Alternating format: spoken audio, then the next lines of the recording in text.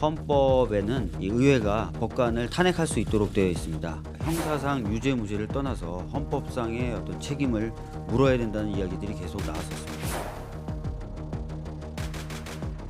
양승태 적폐사단이 벌이고 있는 재판 농단을 빌미삼아 정치적 이익을 도모하고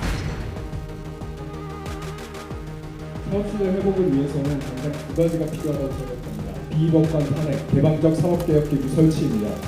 임 부장 판사가 세월호 7시간 재판 등에 개입하며 위헌적 행위를 했다는 게 판결문으로 명확히 인정된 상황에 주목했습니다.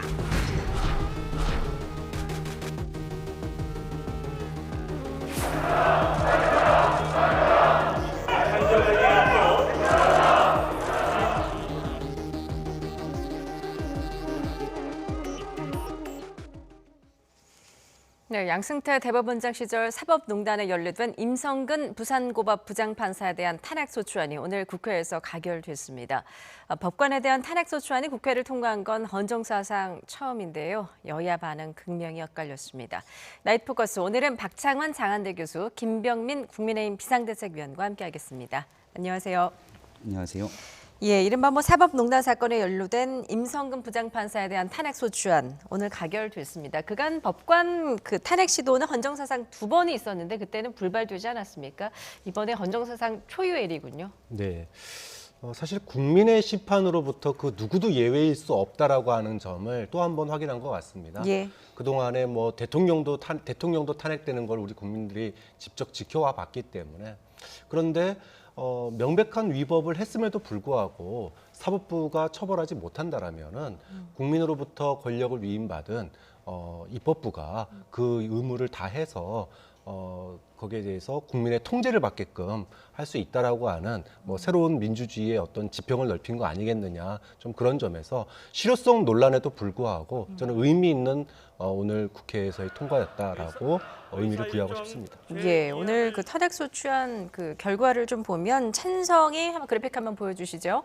찬성이 179표, 반대가 102표, 무효가 4표, 기권도 3표, 또 불참이 12명이었습니다. 의결 정족수가 151명인데 지금 161명이 이 법안 발의에 가세를 했고 또 법여권 의원의 18표가 더 많이 나왔거든요. 네. 어떤 이 의미 어떻게 보십니까? 당초에는 법관 탄핵에 대해서 여권 내에서도 좀 다른 목소리들이 나왔다고 예. 나오고 있습니다. 우리가 지난 기간 금태섭 전 의원이 더불어민주당에 몸을 담고 있을 경우에 반대되는 의사 표현을 했다는 이유로 징계 절차가 진행되는 것을 보고 아마 더불어민주당 내에서 한 번의 결정에 따라서 집단적으로 움직이게 되는 게 어제 오늘의 모습은 아닌 것 같다는 생각이 듭니다. 우리가 지금 헌정사상 초유의 일이라는 표현을 쓰고 있는데요. 예. 얼마 전 바로 한 2달여 전에도 비슷한 상황으로 헌정사상 초유의 일들이 일어난 적이 있습니다. 대한민국에서 법으로 규정되어 있는 검찰총장의 임기가 보장돼 있음에도 불구하고 그 검찰총장을 찍어내기 위해서 징계 절차를 시도했고 결국 재판부의 행정소송을 통해서 윤석열 총장이 다시 그 직에 돌아오는 경우들이 발생하게 됐었는데요. 당초에 윤석열 총장에 대한 징계를 결정하던 때만 하더라도 거의 비슷한 상황으로 검찰총장도 이런 일에서 예외가 될 수 없다 등에 대한 목소리들이 컸습니다. 하지만 시간이 지나고 난 뒤에 추미애 장관을 비롯해서 문재인 대통령까지 이 부분에서의 책임에서 자유로울 수가 없었거든요. 지금 보여지게 되는 국회에서 사상 초유의 사법부 재판관에 대한 탄핵 절차가 일단 의결이 됐는데 예. 과연 헌재로 공이 넘어가 있는 상태 속에서 그들의 결정이 어떤 후폭풍을 가져오게 될지는 지금부터 시작이 아닐까 이런 생각이 듭니다. 예. 이른바 사법농단 사건에 연루된 임 부장판사, 세월호 7시간 의문을 제기한 일본 기자의 재판에 개입한 의혹을 받고 있는데 당시 1심 판결에서 헌법에 반한다 이런 지적에도 불구하고 무죄 판결을 받지 않았습니까? 네, 사실 그 부분이 예. 지금 민주당 의원들이 금태섭 의원의 그런 효과로서 결집했다 이렇게 분석을 해주셨는데 사실 그것보다는 대한민국을 뒤흔들었던 사법농단이라고 하는 것에 연루된 판사가 굉장히 많습니다. 그런데 그 누구도 처벌받지 않았어요. 근데 그 증거가 명확하고 사법부, 물론 아직 1심이지만 1심에서 헌법에 반하는 행동을 했다라고 하는 표현이 6번이나 나옴에도 불구하고 무죄라고 하는 이 결과를 국민들이 용납할 수가 없다, 받아들일 수가 없다. 이런 것들에 대해서 사법개혁의 어떤 그 상징적 의미로 여권이 이번에 똘똘 뭉친 게 아니겠느냐, 좀 그렇게 보고요. 명확합니다.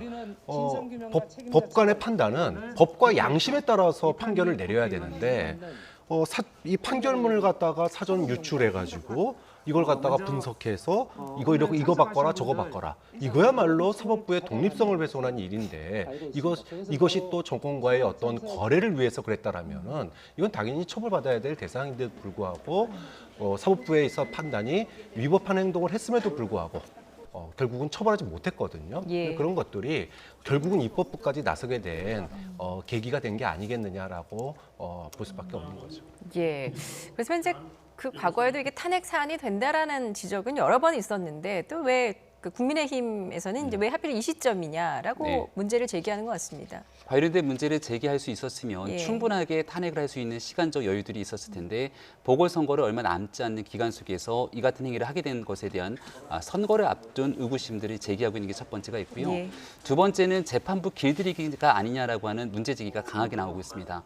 앞서 제가 윤석열 총장에 관련된 얘기를 잠깐 언급했는데 사법부에서 결국 현 정권의 불리한 판결들이 줄지어서 이어지고 있는 상황이었습니다.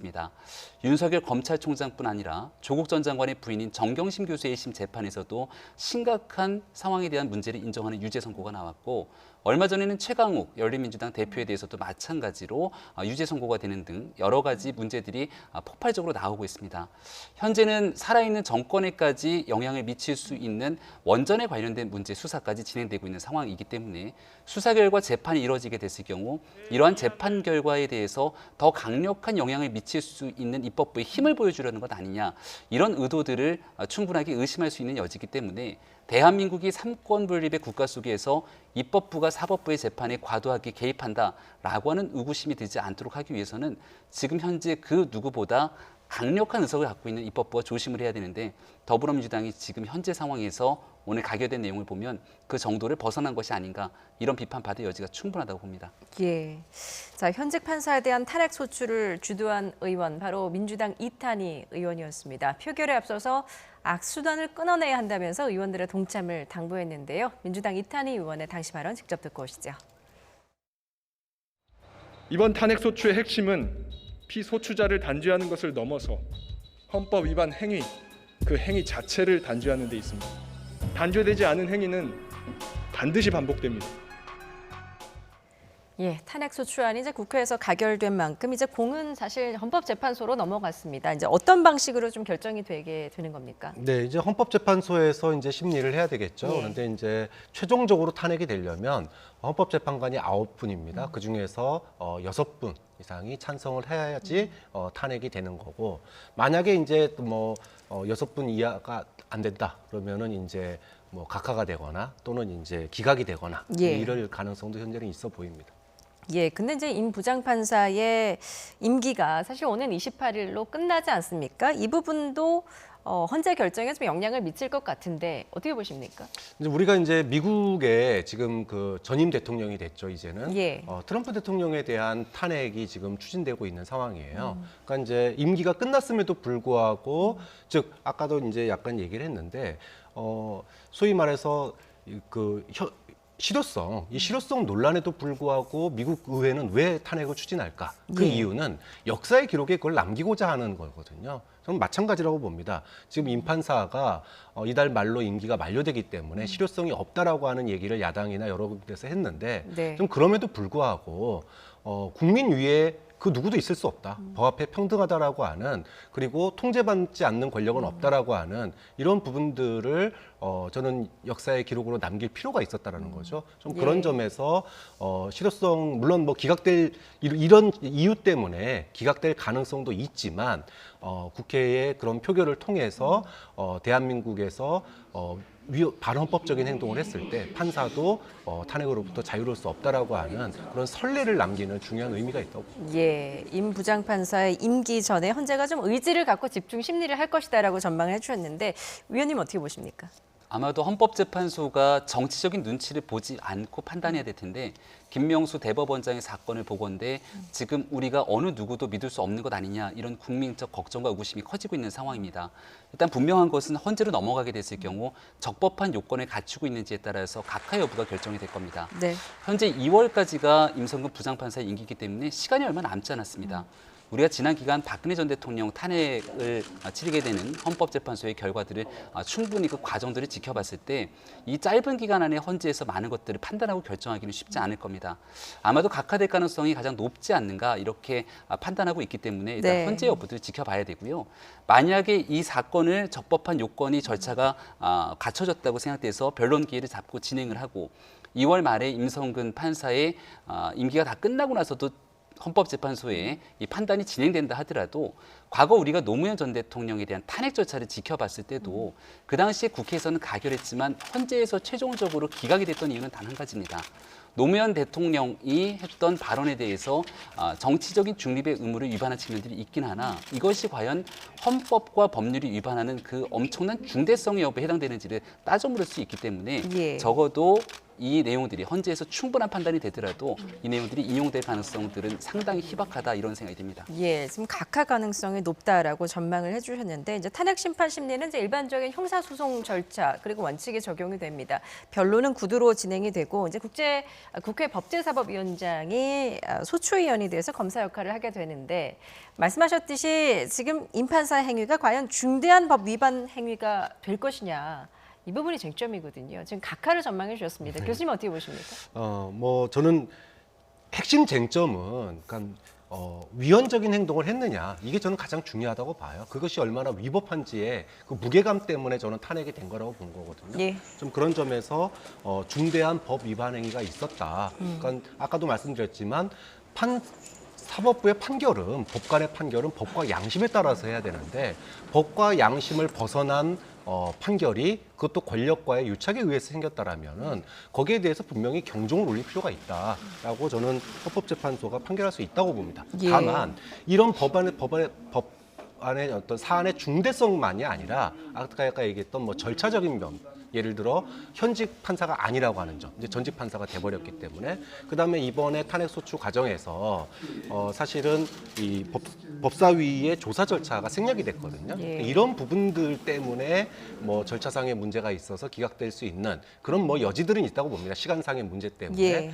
하지만 만약에 사안의 중대성만으로 따진다고 한다면 저는 헌법재판소가 충분히 처음으로 우리나라 사상 처음으로 법관의 탄핵을 결정하는 그런 결정도 내릴 수 있을 거라고 봅니다. 예, 헌법재판소의 심리 결과를 좀 지켜봐야 할 텐데 임 부장판사는 이런 국회 탄핵 소추안 가결에 대해서 납득하기가 어렵고 또 유감스럽다 이런 입장을 밝혔습니다. 엄정하고도 신중한 그 사실 조사가 선행됐어야 했다라는 것인데 어떻게 보십니까? 절차적인 문제가 좀 있었다고 보십니까? 네, 굉장히 정치적인 문제로 급하게 가결된 측면이 없지 않다 이렇게 생각이 됩니다. 그리고 지금 임성근 판사의 입장문에서 절차상의 하자와 더불어서 가장 중요하게 얘기하고 있는 건 1심 판결문에 나타났던 일부 표현만으로 과연 탄핵이 가능한 것인가 이런 주장을 하고 있는 내용들이 있는 것이죠. 예. 그리고 본인 스스로가 거듭 주장하고 있는 것처럼 건강상의 문제가 있었고 1심 판결에 따라서 무죄가 선고된 상황에서 본인이 더 이상 이 판사직을 수행하기 어렵다라고 사의를 표명한 상태였는데 그 사의를 대법원에서 받아주지 않았습니다. 이 모든 일들을 비춰봤을 때 임성근 부장판사에 대한 탄핵에 대한 내용들이 국회에서 정치적인 이유로 이뤄졌다 이렇게 주장을 하고 있는 상황이고요. 헌법재판소가 이 내용을 고지고대로 받아들여서 인용하기에는 그 부담감이 너무 클 수밖에 없을 거라는 생각입니다. 예. 만약 이제 탄핵 결정이 인용이 된다면 인용 전망을 해주셨는데 뭐 어떤 좀 불이익을 받게 되는 겁니까? 뭐 사실은 뭐 그렇게 엄청난 불이익이라고 볼 수는 예. 없어요. 위법한 행동에 비하면 그러니까 예. 사상 초유의 처음 있는 탄핵에도 불구하고 변호사 자격을 5년간 이제 5년 뒤에는 할 수 있습니다. 그러니까 뭐 그런 점이 5년 뒤에 할수 예, 있군요. 지금 예. 5년 동안은 못 하는 거고요. 예. 그다음에 퇴직금이나 연금 이것이 이제 절반으로 깎이게 됩니다. 네. 이 정도의 불이익이 있는 건데, 근데 이제 그럼에도 불구하고 대한민국 1호 예를 들어 탄핵 판사다. 이렇게 이제 이름이 역사에 남게 되기 때문에 예. 뭐 이런 뭐 불이익을 떠나서 그거는 뭐 또 다른 의미를 갖는 거겠죠. 그렇군요. 오늘 이제 탄핵안 가결에 대해서 정치권의 논쟁이 굉장히 뜨겁습니다. 민주당은 이제 국회가 입법부의 의무를 수행한 것이다 라면서 의미를 부여를 했는데 조금 전에 말씀해 주셨듯이 이제 국민의힘은 지지층 결집을 위한 것이다 라고 공격을 하고 있습니다. 교수님은 이에 대한 생각 어떠십니까? 그래서 뭐 지지층 결집도 필요하겠죠. 그런데 예. 저는 만약에 이번에 이렇게 국회에서 사법적인 그런 사법 탄핵에 대한 절차가 없었다라면은 이분은 뭐 했을까? 2월 말로 퇴임해서요. 무리를 일으킨 판사가 이제까지 소위 사법부에 있었던 고위층들이 무리를 일으키고 나서 문제가 생기면은 다 사표 내고 나가서 변호사 하면서 정관 예우 받으면서 잘 먹고 잘 살아요. 그런데 여기에 대해서 지금 시기적으로 2월 말이면 퇴임을 하시기 때문에 시간상 어쩔 수 없이 그것도 뭔가 그 국민의 요구, 그다음에 국민이 공분하고 있는 부분이었거든요. 사법농단이라고 하는 사건은. 그렇기 때문에 뭐 저는 이것이 뭐 굳이 지지층 결집을 위해서가 아니라 시기적으로 좀 급했던 이유는 본인이 이제 법관을 떠나기 때문에 그 전에 절차를 진행해야 된다라고 하는 시기상의 압박 때문이었던 거지. 뭐 이게 뭐 다른 뭐 이유라 이런 걸 갖다 붙이기에는 그 사안의 중대성이 컸다고 봅니다. 지금 정치권에 이제 원전 추진 의혹 공방이 한창 뜨거운데 이렇게 임 부장판사, 현직 판사에 대한 탄핵 소추안까지 가결되면서 앞으로 국회에 상당기간 진통이 불가피할 것 같습니다. 네, 여야 간 대립이 격화될 예. 가능성이 매우 높습니다. 지금 현재 얼마 전까지 나왔던 이 원전에 관련된 문건 공방들도 현재 진행 중인 상황이고 네. 이 내용들을 바탕으로 수사가 진행되고 있기 때문에 현 정권 입장에서는 이제 임기가 그렇게 많이 남아있는 상태가 아닙니다. 4월 달은 보궐선거가 있고 그리고 내년도 3월에는 보궐선거 이후에 바로 대통령 선거가 있게 되는데 이러한 내용들이 정권에 부담이 되는 상태로서 수사와 재판이 이어지게 되면 선거에 고스란히 영향을 미칠 수밖에 없겠죠. 예. 근데 거꾸로 뒤집어서 생각해 보면 재판부에 대해서 만약 현직 판사에 얼마든지 180여석에 달하는 입법부의 의석의 힘으로 누구든지 탄핵이 가능하다라고 하는 힘의 논리를 보여주게 된다면 대한민국의 사법 질서와 삼권 분립이 훼손될 여지도 충분히 나타납니다. 그런 측면에서 정말 국민들 보시기에 충분히 납득할 수 있을 정도로 헌법과 법률을 위반한 중대한 행위로서 도저히 국민의 상식을 납득할 수 없을 정도의 행위에 대한 지탄들이 있었을 때만이 그 정당성을 확보할 수 있을 텐데 시점이라든지 그리고 1심에서 무죄 판결이 났고 또 김명수 대법원자의 행동이나 여러 가지 측면 속에서 여전히 정치적으로 의구심을 갖게 되는 이 같은 판사 탄핵이 과연 국민들에게 얼마나 설득을 하게 될 건지 아마 이 내용 두고도 여러 여론조사 기관에서 또 여론조사를 돌리지 않을까 생각합니다. 예. 국민들께서는 어떤 시각으로 이 내용들을 바라보게 되는지가 굉장히 중요한 정치권에 미치는 화두가 될 거라고 생각합니다. 예, 앞으로의 여론 추이도 좀 지켜보도록 하겠습니다. 이런 가운데 이제 김명수 대법원장이 거짓 해명 논란에 휩싸였습니다. 지난해 5월 임성근 부장판사와의 면담 파일이 공개되면서 사표를 반려하면서 탄핵 발언을 했던 게 사실로 밝혀졌기 때문인데요. 어떤 내용이 담겨 있는지 직접 듣고 오시죠.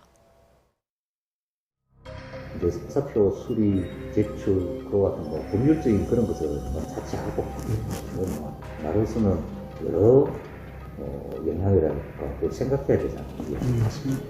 그중에는 정치적인 상황도 살펴보고 상황을 잘 보고 더 똑같고 이야기하면 지금 뭐 탄핵하자고 저래 나오고 설치고 있는데 그거 내가 사표 수리했다고 하면 국회에서 무슨 이야기 듣겠냐 말이야. 그지? 그러니까. 예, 임 부장판사 측이 당시 나눈 면담 내용을 녹취한 내용을 이렇게 공개하면서 지금 파장이 만만치가 않습니다.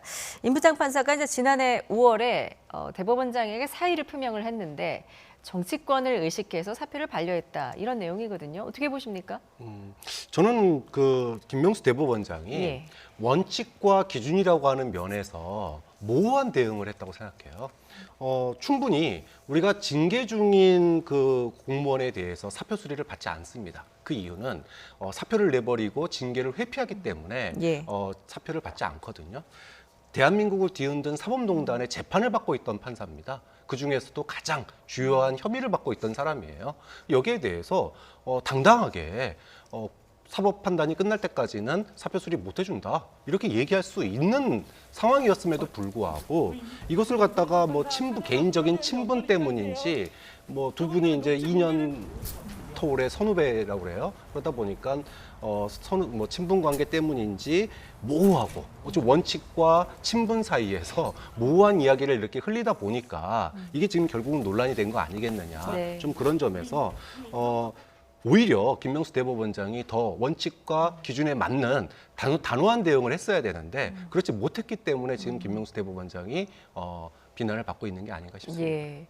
사실 이게 또 파장이 더 큰 거는 이제 거짓 해명을 또 했기 때문인데 전날만 해도 대법원장이 임 부장판사에게 탄핵 이야기를 한 적이 없다라고 해명을 했다가 이렇게 녹취록이 공개된 것 아니겠습니까? 네. 어떻게 보십니까?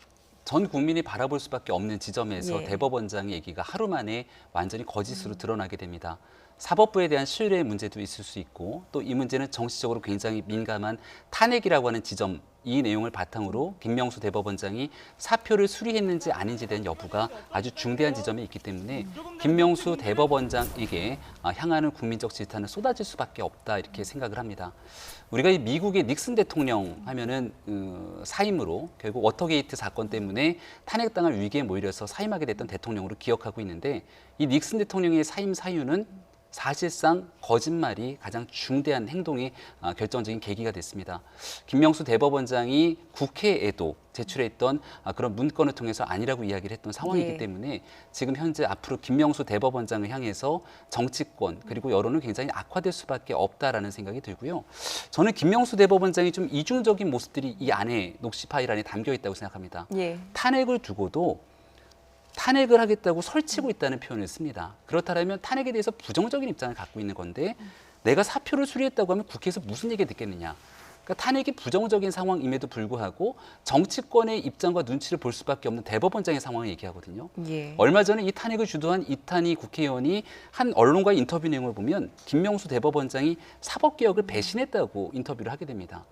이런 측면에서 삼권 분립의 원칙 아래 사법부를 지켜야 되는 사법부의 수장 대법원장이 국회, 입법부, 특히 강력한 의석을 갖고 있는 집권 여당의 눈치를 보면서 사표 수리를 하지 않았다라고 하는 측면에 의혹이 짙어질 수밖에 없는 상황이어서 김명수 대법원장의 거취 문제까지 이 파장은 커질 거라 생각합니다. 예. 사법부에 대한 국민들의 신뢰도 상당히 걱정이 되는 부분인데 김명수 대법원장은 임성근 부장판사의 사표 반려를 둘러싼 이런 거짓 해명 논란이 거세지자 결국 공개 사과를 했습니다. 직접 듣고 오시죠. 사실 만난 지 9개월 가까이 지나 기억이 좀 희미하였고 또 두 사람 사이에 적지 않은 대화를 나누었기 때문에 제대로 기억하지 못했습니다. 이후에 어쨌든 임성근 부장 판사님과 그리고 실망을 드린 모든 분들께 깊은 사과와 죄송하다는 말씀을 드립니다. 국회에서 법관에 대한 탄핵 소추 절차가 이루어졌습니다. 안타까운 결과라고 생각합니다. 이 또한 국민 여러분께 심려를 끼쳐드린 것에 대하여 죄송하다는 말씀을 드립니다. 감사합니다. 사법부 수장이 정치권 눈치를 봤다는 지적에 대해서는 어떻게 생각하시나요? 대법원장님 거취에 대해서 말씀하실 예정이신가요? 김명수 대법원장 이렇게 해명을 했습니다. 기억이 희미했고 또 당시에 적지 않은 대화를 했기 때문에 제대로 기억을 하지 못했다라고 해명을 했는데 어떻게 들으셨습니까?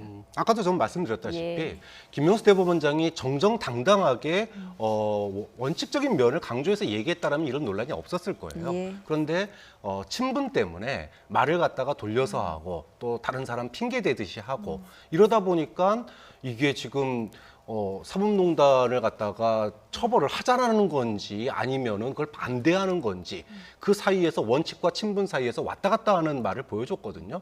근데 거기다가 그것을 갖다가 또 거짓말까지 했기 때문에 좀 논란을 자초한 면이 있다. 좀 그런 점에서 김명수 대법원장이 좀 더 정정당당하게 원칙의 기준을 가지고 사법농단에 대했어야 되지 않느냐, 좀 그런 점에서 김명수 대법원장의 아쉬운 점이 있는 거죠. 예. 또 해명도 이제 기억에 희미했다라고 하는 해명도 좀 충분한 해명으로 들리지는 않는데 어떻게 네. 보십니까? 사법부의 수장 아니겠습니까? 예. 아마 재판부에서 재판장들이 많은 부분에 대한 판결하는 과정 속에서 이렇게 만약 피고인이 기억의 오류 등을 주장하게 됐을 경우에 그 내용을 있는 그대로 받아들여서 피고인의 주장에서 판결을 내리는지 한번 살펴보면 사법부의 수장으로 할 수 있는 얘기라고는 저는 적절치 않다고 판단합니다. 그리고 이 내용이 다름 아니라 앞서도 설명드렸던 것처럼 김명수 대법원장이 임성근 부장판사의 사표를 수리하는지 아닌지에 관련된 여부가 국회에서의 탄핵 문제와도 긴밀하게 연결이 돼 있는 상태고, 그리고 김명수 대법원장은 이 탄핵과 관련된 내용으로 사표 수리를 하지 않았다는 부분들을 강력하게 부인했기 때문에 하루 만에 이 녹취록이 나왔기 때문에 입장을 번복하고 사과를 한 것이지, 이 녹취록이 나오지 않았다면 김명수 대법원장은 똑같은 입장을 고수하지 않았겠습니까? 결국은 국민 앞에서, 그리고 국민의 대표자인 국회를 향해서 거짓말을 했던 행동들이기 때문에 단순하게 사과와 같은 유감 표명으로 넘어갈 수 있는 사안은 아니라고 생각합니다. 예, 뭐 헌정사 초유의 이제 법관 탄핵 소추안이 가결된 것도 충격적인데, 이렇게 대법원장의 거짓말 해명까지 논란이 되면서 지금 사실상 큰 충격에 휩싸인 건 법원 내부가 아닐까 하는 생각이 듭니다. 이를 두고 현직 판사의 첫 실명 글이 올라오기도 했는데, 지금 누가 정치를 하고 있습니까? 라는 글의 실명 글입니다. 정욱도 대구지법 부장판사가 올린 글인데요. 이 두 사람이 정치 진영을 대표하는 양 묘사되고 있다. 이런 우려의 목소리거든요. 교수님, 어떻게 보이십니까? 네, 뭐 저는 이 판사분의 이 글에 대해서 예. 굉장히 공감하는 부분이 많아요. 예. 김명수 대법원장에 대해서도 정정당당하게 대처했어야지 이게 뭐냐 이런 얘기도 나오는 거고, 또 사법부에서는 처벌을 받지 못했지만 사법농단 사건에 대해서 위헌 여부, 이게 위헌성 여부, 이것이 이제 1심에서도 반헌법적 행위라고 했기 때문에 얼마든지 헌법재판소까지 가서 판결 받아보는 게 마땅하다. 국회에서 처리한 거는 한번 해볼 수 있는 얘기다라고 예. 얘기를 했거든요. 그래서 저는 우리 사법부가 이걸 어떤 계기점이라고 생각해요. 그러니까 이제 그동안에 뭐 검찰뿐만 아니라 사법부도 권력의 눈치를 봐왔다라고 하는, 그리고 그 권력과 딜을 했다라고 하는 게 사법농단의 핵심인데, 이번 기회로 정말로 말 그대로 사법부의 독립, 이거를 갖다 법과 양심에 따른 판결, 이 부분을 할 수 있는 하나의 계기점이 될 수 있다라고 하는 점에서도 의미가 있다라고 보고요. 뭐 김명수 대법원장이 원칙을 지키지 않았을 때 얼마나 흔들릴 수 있는지를 또 보여준 사례라고 봐요. 좀 그런 점에서 사법부의 자성에, 또는 어떤 새롭게 뭔가 사법부가 거듭나는 계기가 되지 않을까 싶습니다. 예. 지금 당장 국민의힘에서는 이제 김명수 대법원장의 자진 사퇴는 물론 일각에서는 탄핵 주장까지 나오고 있습니다. 반면 민주당은 정치 공세다 이런 입장인데, 양측 공방 내용 듣고 오시죠. 법관을 탄핵해야 한다면 그 첫 번째 대상은 김명수 대법원장이라고 저는 생각합니다. 탄핵 소추에 희생제물로 내어주기 위해 탄핵 거래를 한 것이란 논란에 휩싸여 있습니다. 국민의힘이 김명수 대법원장 탄핵을 주장하는 것은 전형적인 정치 공세에 불과합니다. 오직 정치적 목적으로 대법원을 흔들고 있는 것입니다. 예, 뭐 일각에서는 김명수 대법원장에 대한 탄핵 카드까지 지금 꺼내들고 있고, 조금 전에 거취까지도 표명을 해야 된다는 말씀해 주셨는데, 이렇게 이제 야당의 거친 공세가 계속된다면 김명수 대법원장 어떻게 거취 표명할 가능성이 있다고 보십니까? 아마 지금쯤 여론의 추이를 살펴보면서 많은 깊은 고민을 하고 있을 거라 생각합니다. 네. 일단은 야권에서는 임성근 부장판사의 기준으로 바라봤을 때 김명수 대법원장에 대한 탄핵을 거론하고 있습니다만, 현재 국회 의석수의 이 기준으로 봤을 때는 탄핵이 성사될 가능성은 현저히 떨어지는 것이 사실입니다. 탄핵 문제가 아니라 사실 김명수 대법원장이 국민 앞에 거짓말을 했고, 그 거짓말에 관련된 내용들을 들여다봤을 때 정치권의 눈치를 보게 되는 사법부의 수장의 모습들이 그대로 이어지게 된다면 대한민국 사법부에 대한 신뢰가 훼손되면서 국가의 시스템 자체가 흔들릴 공산이 매우 큽니다. 따라서 김명수 대법원장 개인에 관련된 문제가 아니라 국가의 신뢰와 관련된 문제이기 때문에 김명수 대법원장의 결단을 촉구하는 야권의 목소리는 더 거세질 것이고요.